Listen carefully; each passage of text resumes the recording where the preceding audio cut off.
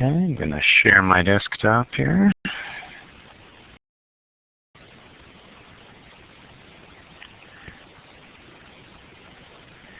And we will then go into the PowerPoint. This is a lecture on the regression of nonlinear data in the Programming in MATLAB for Engineers course at the College of Marin. This particular lecture will be a little bit shorter.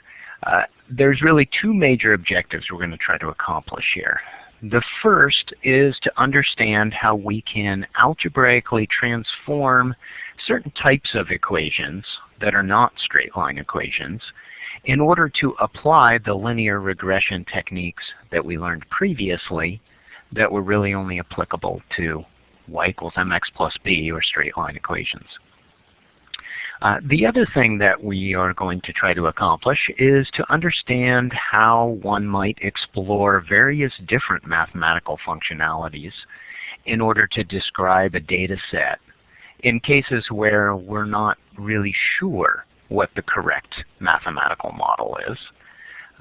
And one of the things we'd like to do is to be able to compare and evaluate different functionalities in terms of how good the fit of the model is to the data, and also how reasonable the mathematical description is for the data.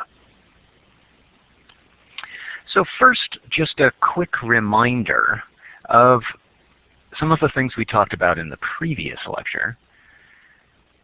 Remember that we talked about that the idea of regression is that we have a data set that we assume is described by some particular mathematical model, and that there are various uncontrolled variables in generating that data that created scatter or noise so that the points in the data do not fall perfectly along the mathematical function. And we talked about the idea of the least squares regression technique, where we calculated what we called the residual, that is the difference between each data point, and the equivalent value that you would get from the model for the particular independent variable value, and that we want to minimize the sum of the squares of these residuals or deviations in order to fit the model.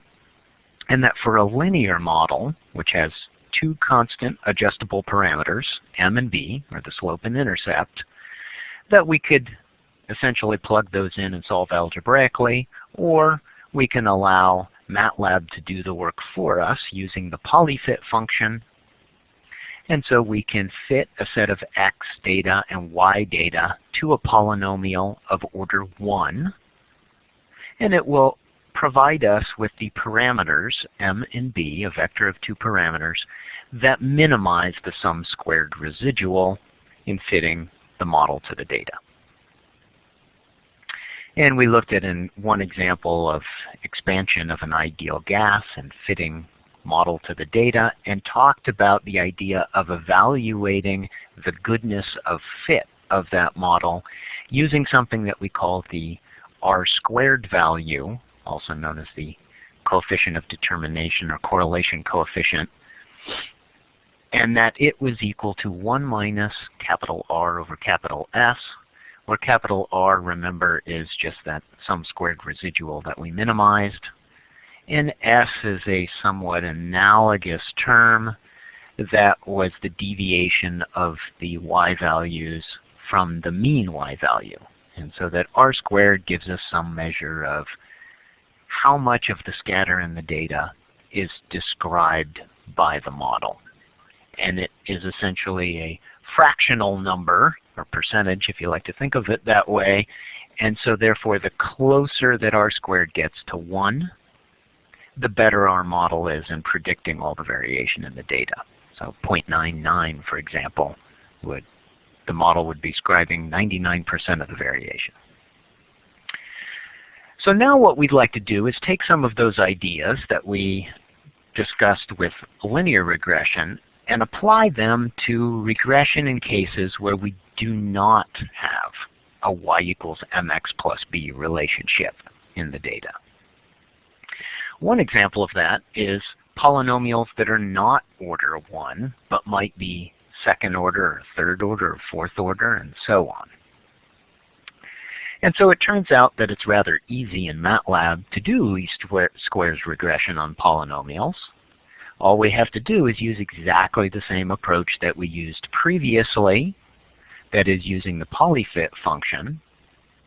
The only difference in this case is that for that final input argument, n, as I've indicated here, we just need to enter the order of the polynomial that we want to fit. So if we believe that the data should be described by a second order polynomial, we could just use n equals 2. Or if it's a third order polynomial, n equals 3, and so on. One thing to be aware of is that when you get parameters from fitting this polynomial, you will always get one more coefficient in that parameter vector than the order of the polynomial. So we notice that for a first order polynomial, there are two parameters, the slope and the intercept, or in other words, the coefficient that is multiplied by x, and then the constant coefficient, the y-intercept. If we go to a second order polynomial, we'll get 3 coefficients, and so on and so forth. Another very important technique that we use in many sciences and in engineering is the idea of algebraically transforming a mathematical function so that it looks like the form y equals mx plus b, even though the original functionality was not linear. And so to give an example of what I'm talking about here, we'll look at the exponential function, which is a very common function that shows up in many physical systems. So imagine that we had a dependent variable v that is related to some independent variable u by an exponential relationship, v equals pe to the qu, where p and q in this case are just constant parameters.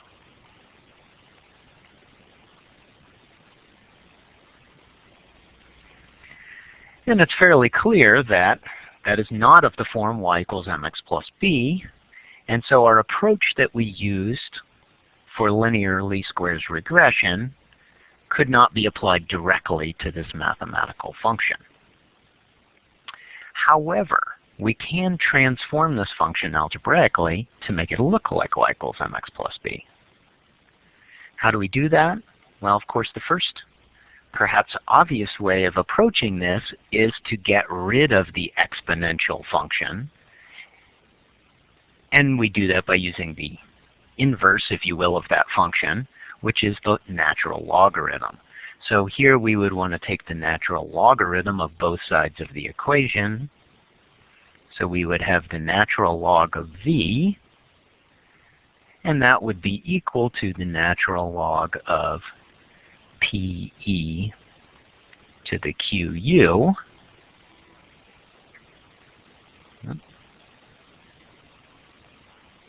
Excuse me.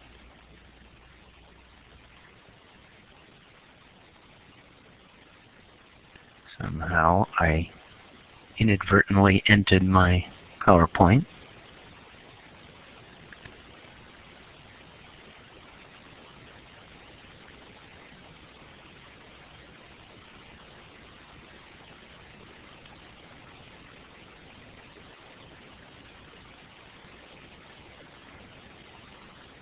I apologize for that.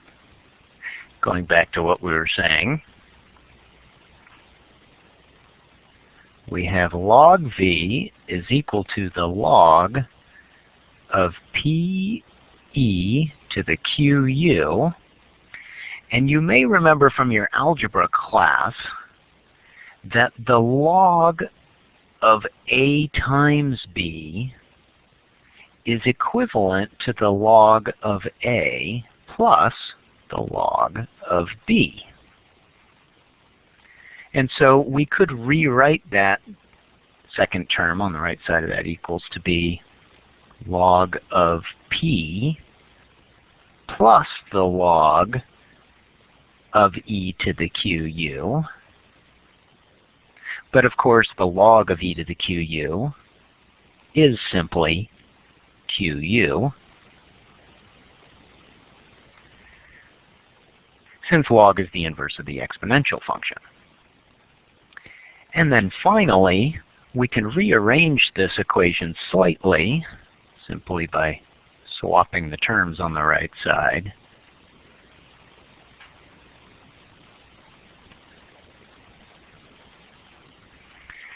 To say that log of v is equal to q times u plus the log of p. And here, I'll switch colors for this.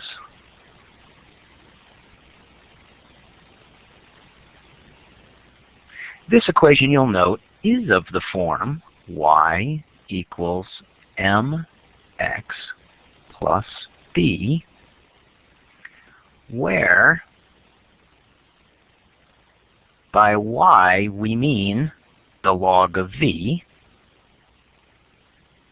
by m we mean q, by x we mean u, and by b we mean the log of p.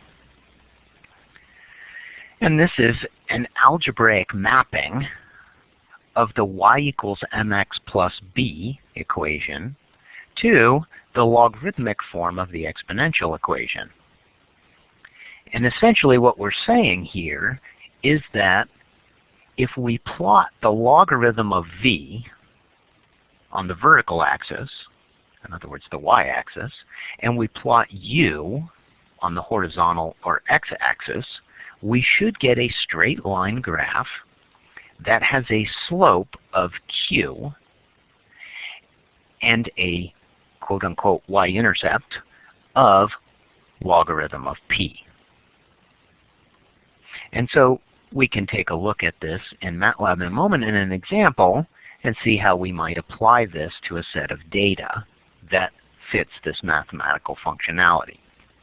And one of the things that I'll notice is, or I will note, is first, remember that the natural logarithm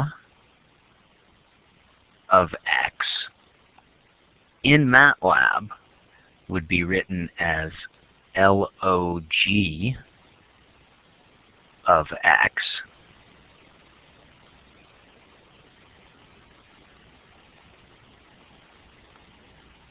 which is somewhat confusing when you're new to MATLAB, since we're used to log representing the 10-base logarithm.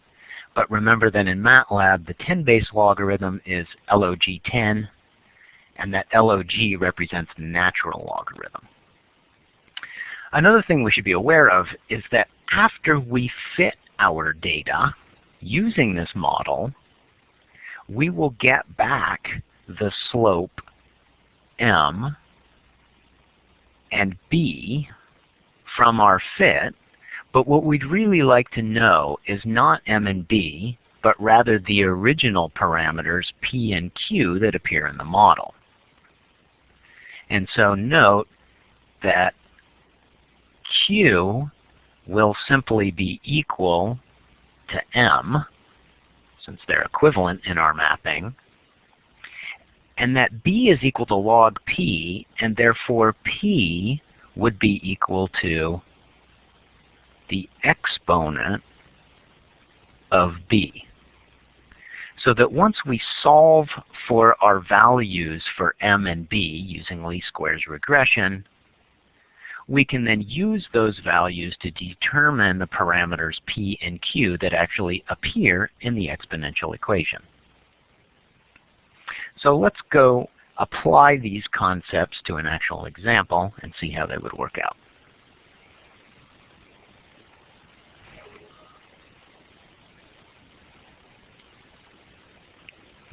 Okay, so I'm going to jump into MATLAB.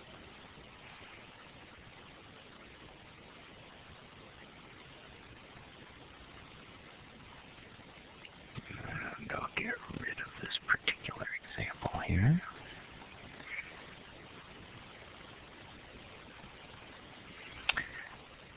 Okay. So first, I should note that we have data already existing in a data file in the directory that is called exp sample, so exponent sample. And if we're curious what that data looks like, we could, of course, use the type command at the command prompt in MATLAB in order to display the contents of the file. So if I do type expsample.txt, I'll see that the file contains 2 columns of data. The first column, you'll note, is just the numbers 1 through 10. And then the second column is a set of numbers that appear to be getting smaller and smaller. Notice the powers of 10 are becoming negative as we go down the list. Okay. So now what I'd like to do is open an editor window, a script window, so that we can enter our commands and have them preserved using the sort of scratch pad approach that we've often used in the past.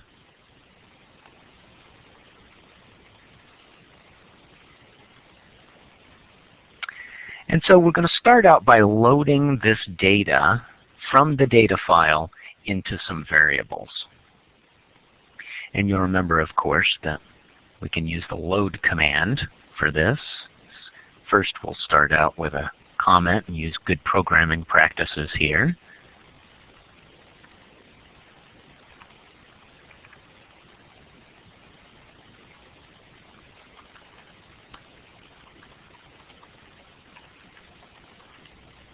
So this will be an example program for fitting exponential data. And the first thing we want to do is load data into a variable.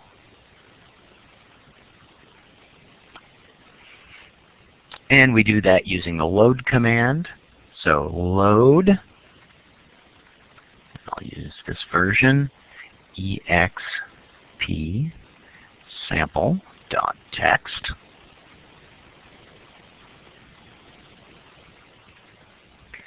And you'll remember that once we use the load command, it will appear in a variable called expsample.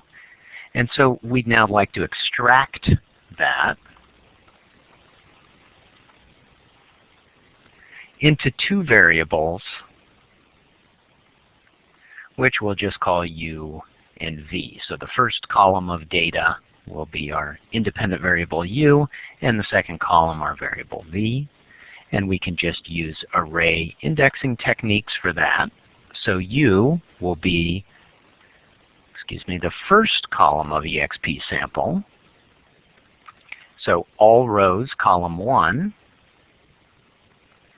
And v, of course, will be the second column,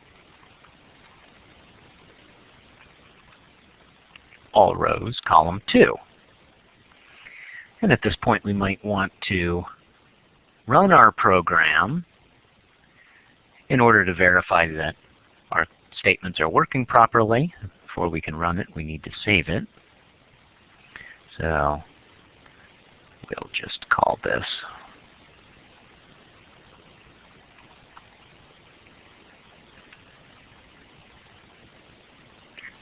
exp example.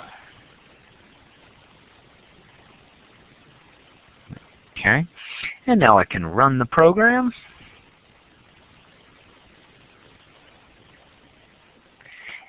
And when I do, I see that, in fact, yes, in my workspace, a matrix variable, expsample, appeared, and then I assigned it to variables u and v, and they're now each arrays containing 1 row and 10 columns.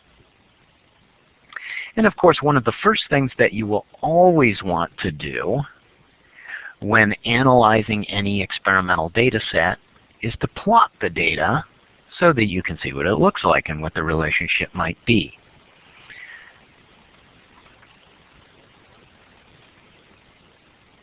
And remember, since this is experimental or measured data, it makes sense to use markers or symbols to plot the data rather than a curve. And so we can add a plot option here to use, for example, the star symbol to plot each of these data points. And when we do this, it would be nice if we labeled our plot, and I'm not going to get too fancy for this simple example since we don't even really know here what u and v are supposed to physically represent. But I will at least label my axes. So we'll label the x-axis u and the y-axis v so that we have some labels on our plot.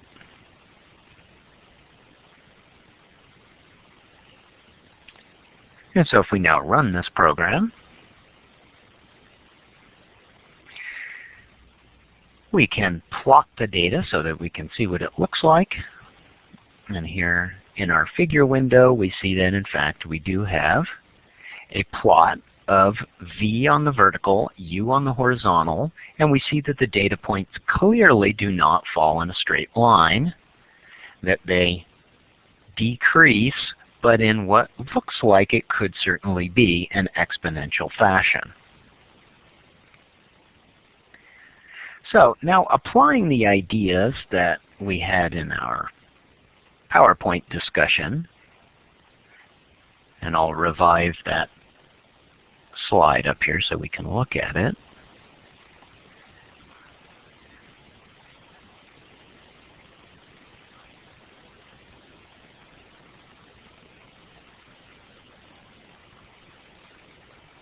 We see that we wanted to map or transform our u and v variables into a form that we could use in our linear regression technique.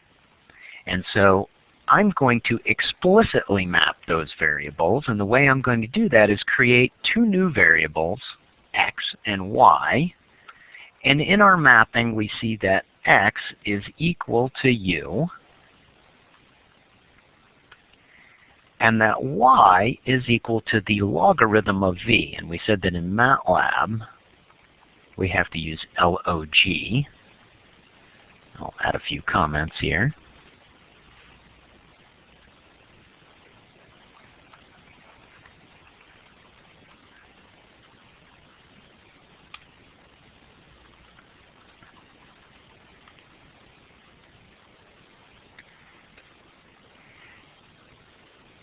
And then after we've transformed our variable set, our data, into x and y, we can now apply the linear regression techniques that we used previously. First, it would be worthwhile to look at a plot of the transformed data. So I'm going to just move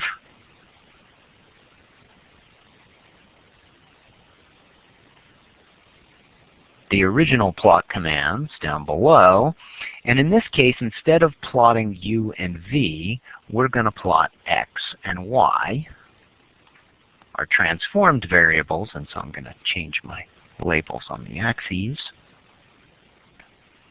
And I'm going to do this so we can prove to ourselves that this transformation that we described does in fact change the data so that it looks somewhat more linear. So if I pull up the new figure window, we see that in fact the data, instead of looking like an exponential curve, does indeed now look like a straight line function. So we can now apply our regression techniques to the data to find out what the slope and intercept is of this transformed straight line.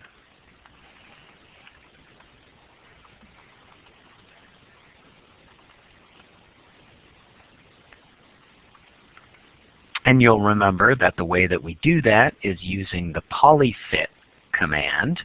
And so we need to do polyfit of our transformed variables, x and y, to a first-order polynomial, but then we would like to assign the output of the polyfit function to some variable, and I will just call that params. And remember that params here will just end up being a two-element vector that contains the slope and intercept. Okay? But if we go back and look at our mapping, we recall that the parameters or coefficients that we'll get out of this linear regression fit will be m and b, which aren't the real parameters in our model. And so one of the things that we would like to do eventually is transform those back into the original values p and q. But before we do that, let's just take a look at what the regression gives us in terms of the linear model. So we remember when we were doing a linear regression, after we figured out what the slope and intercept were, we then could plot the fitted data alongside the original data. In order to do that, we need to create model versions, function versions, of the y variable. And in the past, we used a variable y model to do that, and so we can do that again here. And we can use the polyval function in order to evaluate the straight line equation, y equals mx plus b, using the x values in our data set. So I can say y model equals polyval of params comma x.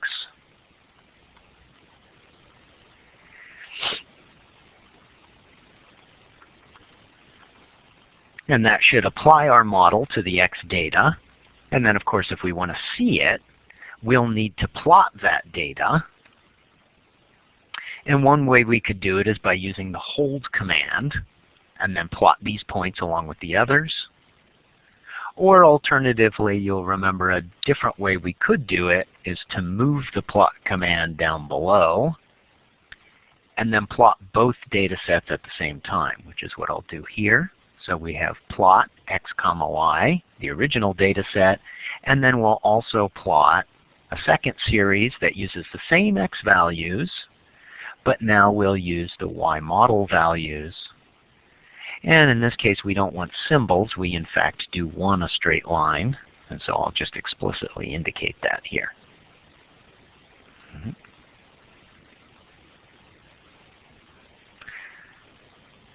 And so by running the program, pulling up my figure window that is hidden back there, we see now a plot of y versus x, that is the transformed variables, that indeed do appear to fall very close to the straight line that we fitted. And we created some slope and intercept by fitting that data. And by the way, if we're interested in those values, we can go in the workspace and we can ask what those values are. That is, we can explicitly ask for the values of params. So let's do that. And we see that the first element of params is negative 0.5 and the second element is 1.13. And remember that that means that the slope is negative 0.5 and the intercept is 1.13. And if we look at the graph, that makes sense to us that there is a negative slope, and that if we extrapolated backward, perhaps that y-intercept would make sense to us to 0.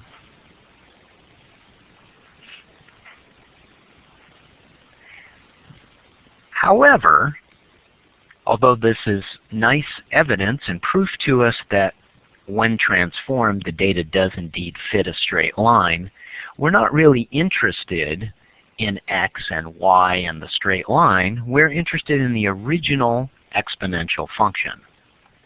And so going back to the original exponential function,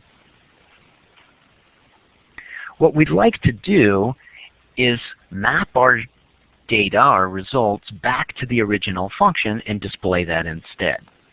Right? One of the things I did want to point out before we do that is we could, by the way, when we evaluate the model to generate Y model, rather than using the polyval function, another way that's sometimes more intuitive is to actually extract the slope and intercept from parameters. In other words, to explicitly say m is equal to params element 1 and b is equal to params element 2.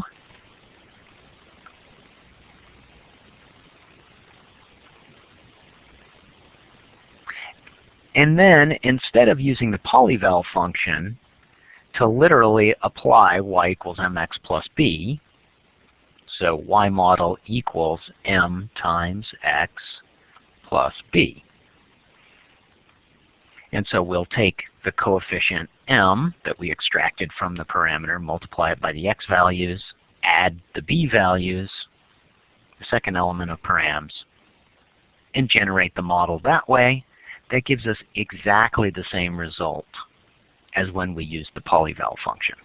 Okay. And just to prove that, we can run this again.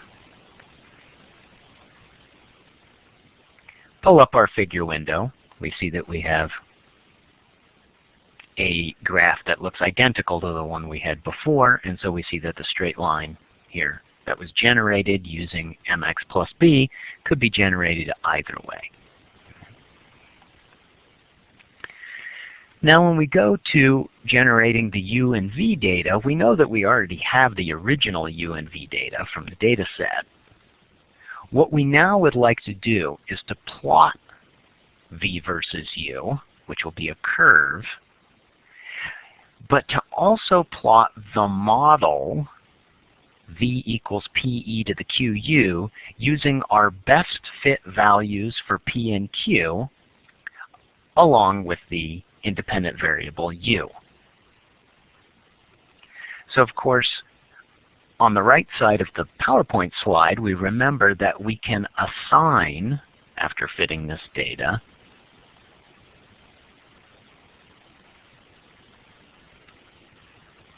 we can assign M and B appropriately to get back Q and P. So map linearized parameters to P and Q. And remember that, seems trivial, Q is just equal to M. P, however, is equal to the exponent of B. And so now we have values of P and Q that we can put into our model.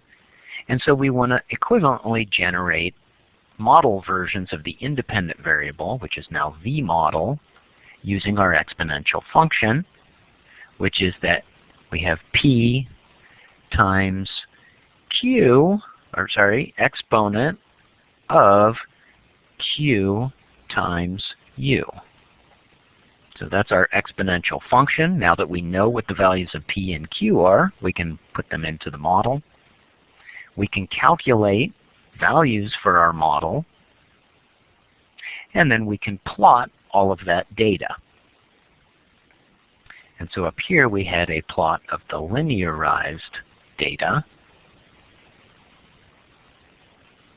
And in this case, what we want is a plot of the exponential data.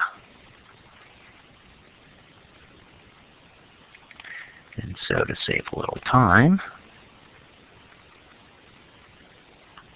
I'm just going to copy those and paste them and change this to a plot of U comma V, the original data, and U along with the model values of V. And of course, on the horizontal axis I have U, and the vertical axis I have V. I save and run this,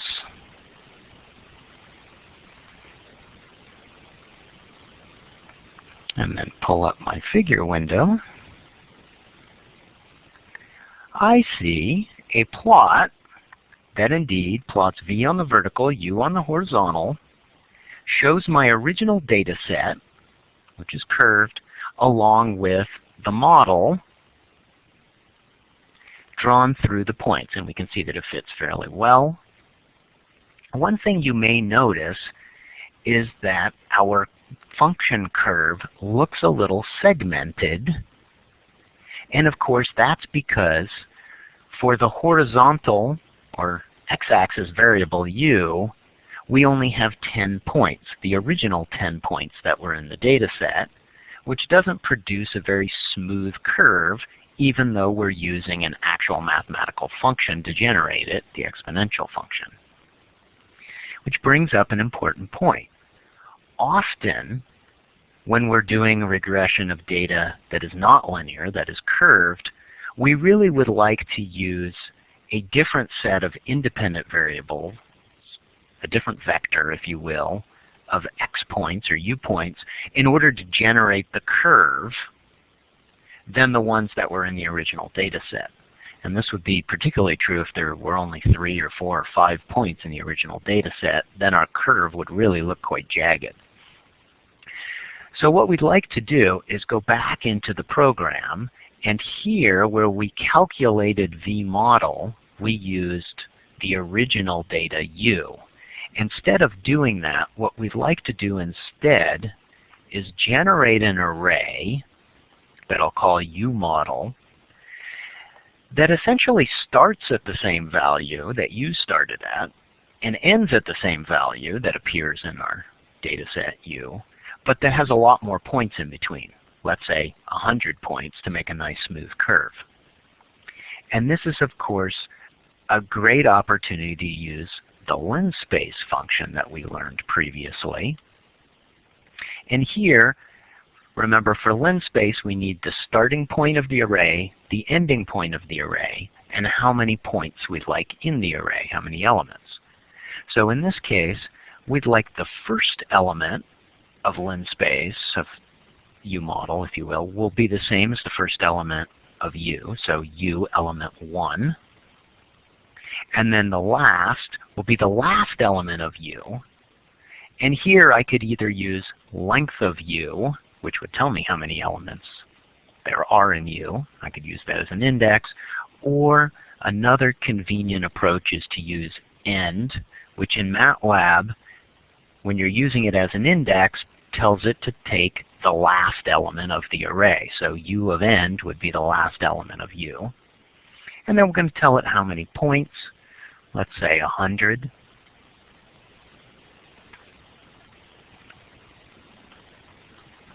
Oops, excuse me. I was going to put a descriptive comment here that we're going to generate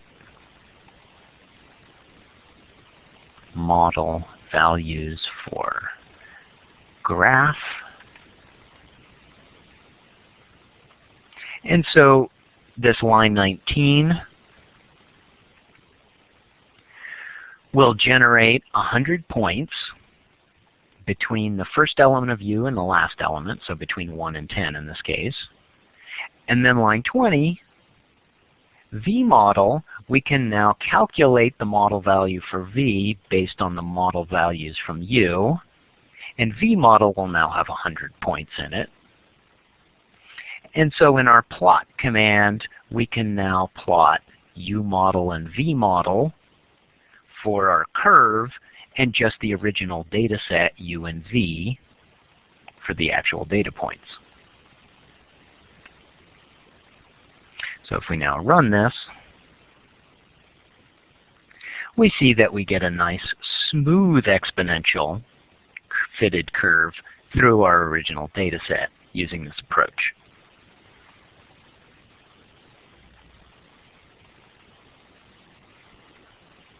Now, finally, one last thing with this particular example we might want to talk about is the idea that we actually made 2 plots in this program.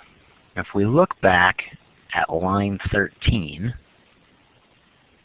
we noticed that we plotted the linearized version, x and y, and then later we plotted the exponential version, u and v. But the only plot that we actually see on the screen is figure 1, which contains the second plot. And that's, of course, because we overwrote the first plot when we plotted the second one. Now, you might want to actually be able to see both plots. And there's two approaches that we can use to make that happen. One of these is to generate a new figure window, a separate figure window for the second plot. And you can accomplish that by using the figure command and the argument 2, and that tells MATLAB to open a second figure window. And so now this is one way we could approach it. If I run the program, I will now get two figure windows, one that contains the first linearized plot and one that contains the second exponential curve. Another very convenient approach is to use the subplot function in MATLAB. And this does something quite different, and we will find that this can be useful in many applications. And what subplot allows you to do is create multiple plots in the same figure window. So we can have 2 or 3 or 4 or 6 or 10 plots all arranged in the same figure window. And the syntax for the subplot command is to simply say subplot, and then say how many rows and how many columns of plots you would like in your figure window. And then the third argument is the index number of those plots, and that will require a little explanation, that you want to make active at the moment.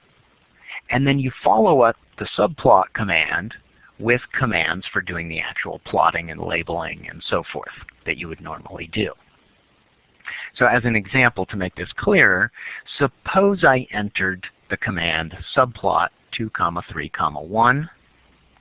Note that this will give me 2 rows and 3 columns of plots, and it will make plot number 1 the currently active plot. Or in other words, my figure window would have 6 plots appearing within the figure window, and so MATLAB will essentially dedicate 2 rows and 3 columns, or a grid of spaces in the figure window for those 6 plots, and it will make the first one the currently active window.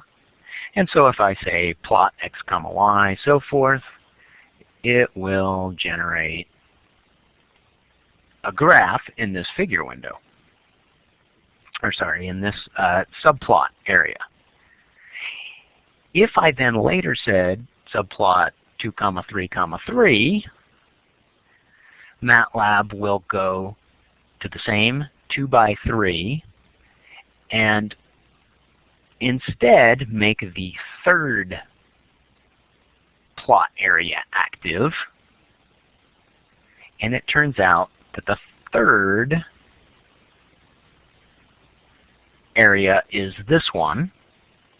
And then it would generate some sort of graph, whatever we told it to plot, in that window. And we could continue doing this for all of the different plot areas that are in this window.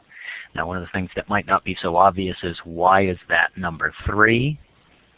And that's because, as with everything in MATLAB, we count column-wise first. And so the top left is 1, then you go down 2. You run out of space in the first column, so you have to go up to 3. Then you go down to 4, run out of that column, go up to the next one, 5, 6. And so we can generate a whole array of plots within a given window, and that can be quite convenient. And so as an example, for our current demonstration, rather than using figure 2, we could go back to our original plot of the linearized data and type subplot, for example, 1, 2, 1, which, remember, would give us 1 row, 2 columns, and make number 1, the first one on the left, the currently active plot. We can plot the linearized data there. And then when we go to plot the second plot, we can repeat subplot 1, 2, but this time make the second plot window the active one for plotting our exponential data.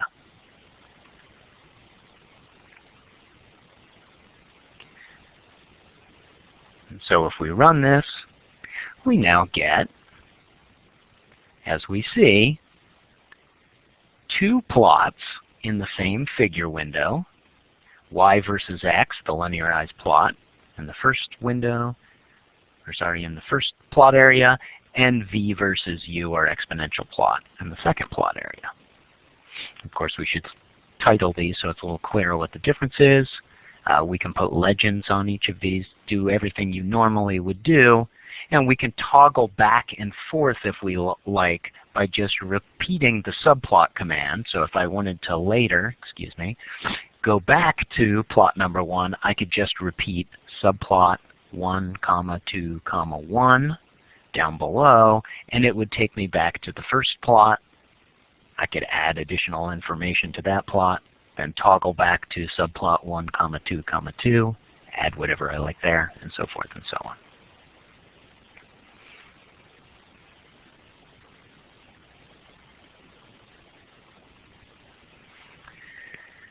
Okay, so that hopefully provides you with enough information about transformation of nonlinear functions into a y equals mx plus b form so that you can then use linear regression to fit the data, transform the parameters back, and extract the information that you need from the model. And you'll get an opportunity to practice this in your lab exercises on several different practical problems, analyzing data sets that have different functionalities, including one that does have an exponential function, where you can implement these ideas. Finally, the last idea in this current lesson is on the idea of function discovery. And this is the idea of trying to explore a data set in order to determine what mathematical function might best describe the relationship in the data. Okay, and this is in a case where we're not really quite sure what the physical mathematical description is, and we want to try various functionalities, and we might have different objectives for that. One might be to try to really understand the underlying physics of the problem. Another reason might just be more practical, that we want a reasonable description mathematically of the data so that we can try to apply it in very similar related circumstances. And this engineers do all the time. They collect data that can be quite complicated systems that maybe would be very difficult to have a clear theoretical mathematical description of, but we can at least fit, for example, a polynomial, and then within the range of data we've studied, we can use that polynomial in order to make predictions about other problems we're working on that are very similar. When doing function discovery, one of the first functions you'll always want to try to fit is the linear function, y equals mx plus b. And for two reasons. One, you'd like to see whether a linear description makes any sense, and it's fairly simple and straightforward to apply this one. And the other reason is because it can be used just to tell us whether the variables y and x have any relationship to each other. And of course, remember, the way that we can evaluate the goodness of fit of any mathematical model to the data is by calculating the R² value for the data set.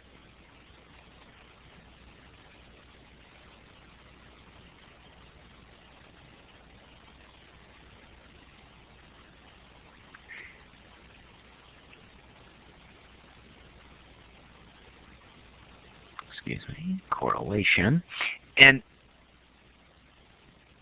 what we're really saying here is two different things. One, how well does a straight line fit the data, so to speak, but also how much correlation is there between the variables y and x. So if the data points are scattered all over the place, there really doesn't seem to be any relationship between the two variables. Y turns out to be all kinds of different things regardless of what x is. Then we would say there's very poor correlation and the variables are not strongly related to each other.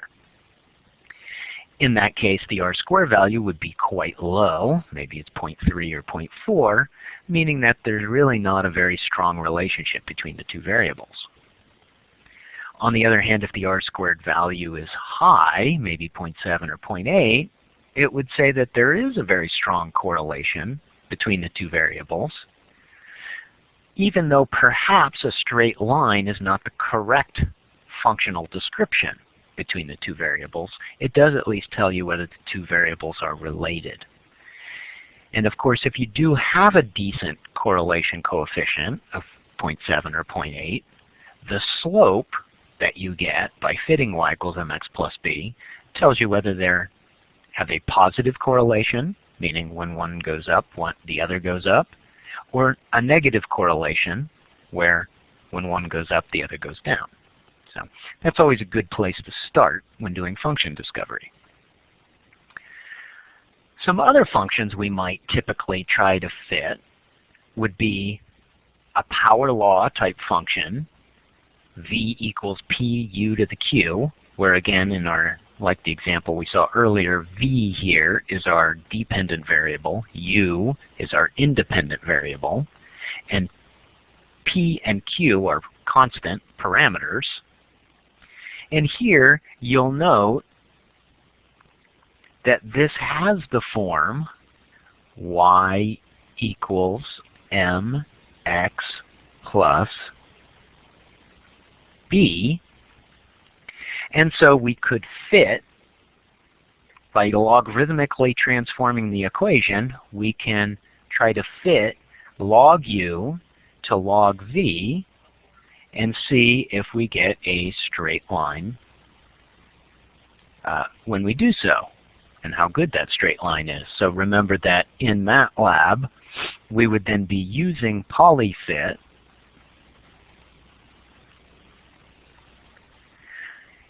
and we would do polyfit of x comma y, but what we mean by that here is log u log v. Sorry, I crammed that a little too close in there. Order 1, so by fitting log u log v in the polyfit function, we would see whether in fact we get a straight line. If we do, then it would suggest that the power law description is a good description, and we could of course find out what the values of q and p are in that model using the mapping that is shown here. So the slope would be q, and then we would need to take the exponent of b in order to get our p-value. Another one, of course, is the exponential function that we saw already.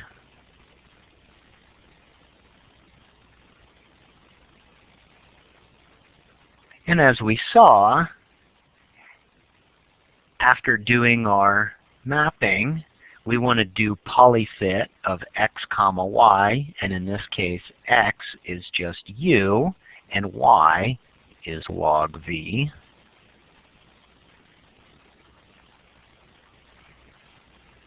And so when we do polyfit of u versus log v, If we get a nice straight line, then the exponential function may be a good description, and we can get the parameters p and q from our mapping. And then finally, another functionality that's worth trying and is fairly easy to do in MATLAB is polynomial functions. As we described earlier, here we can literally just do polyfit of x comma y and then specify what order polynomial we would like to try to fit, and we'll get back n+1 parameters when MATLAB fits that polynomial, and we can evaluate how good the correlation is between that model and the data. So these are common mathematical functionalities that you might apply to any data set, and then you need to look at the graphs of each of these functions in the data and look at the R² values in order to determine how good the fit is and how reasonable it is. So let's finish up with just an example of a data set where we might do this. So let's suppose that we have data, and this is actual data, though from a while back, a decade or so ago, of fuel efficiencies, that is miles per gallon, for various cars and trucks. And what we have is data of fuel efficiency versus engine size. And so the fuel efficiencies are in miles per gallon, engine size expressed as cubic inches of displacement, right, volume of the engine. And we see that the data does not fall perfectly on any obvious mathematical function. And practically speaking, we wouldn't really expect it to, and that's because we recognize that there are probably other variables at play in determining fuel efficiency besides just the size of the engine. Aerodynamic factors and all sorts of other factors. Nevertheless, what we'd like to do is to see if we can come up with a mathematical function that provides some reasonable description of the data. And so we could apply the 4 different approaches we described before. We could, for example, fit a straight line to the data just to see if there's any correlation. And you'll notice, of course, that there does appear to be correlation between these 2 variables, as we would expect that there might. And it appears to be a negative correlation. That is, that as the engine size gets bigger, the fuel efficiency seems to drop. So we could test that first and verify that. Then we could apply our exponential relationship and our power law relationship, and we might try to fit various order polynomials to the data to see whether any of them give a reasonable description. So I've already done that. And here we see what the results are. So if I fit a linear y equals mx plus b model to the data, I get the best fit equation that is shown with a negative slope and an intercept of 39 point something, and most importantly, an R² value of around 0.6. Again, what this tells us is that there is correlation between the data, that a straight line describes about 60% of the scatter in the data points, not all of it, so it's not a perfect fit to the data, but it does tell us that the 2 variables are correlated, and that it's a negative correlation. As we already described, as the engine size goes up, the fuel efficiency goes down. When we try some of the other functionalities, like a power law description, we see that the power law gives us an R² value of about 0.7, so clearly a better fit to the data in terms of describing the variability that we see. If we fit an exponential model to the data, we get a decaying exponential, that is a negative in the exponential term, as we would expect since it's going down. The R² value is slightly better than it is for the linear case, but not as good as it is for the power law. And then finally, if we fit various polynomials, one of the ones that fits quite well is a fifth-order polynomial, which you'll notice has 6 terms, coefficients, and has the highest R-squared value of any of these, with a value of over 0.8 for the R-squared value. So it seems to fit the data quite well. And part of the reason that I've given this example is to show you how you need to be a bit careful in simply relying on the R-squared value to determine the goodness of fit and the applicability of the model. And that is because although clearly the model does fit the data better from a statistical perspective, we can now look at plots of the data, and it's important to always plot your data, in order to demonstrate why that's not a realistic description of the data. So here is a plot of all of those different functionalities that we just described. The linear model on the top left, the power model on the top right, the exponential on the bottom left, and then finally the fifth-order polynomial on the bottom right. And as we said, the power model gives a better description than the linear or the exponential model in terms of its R-squared value.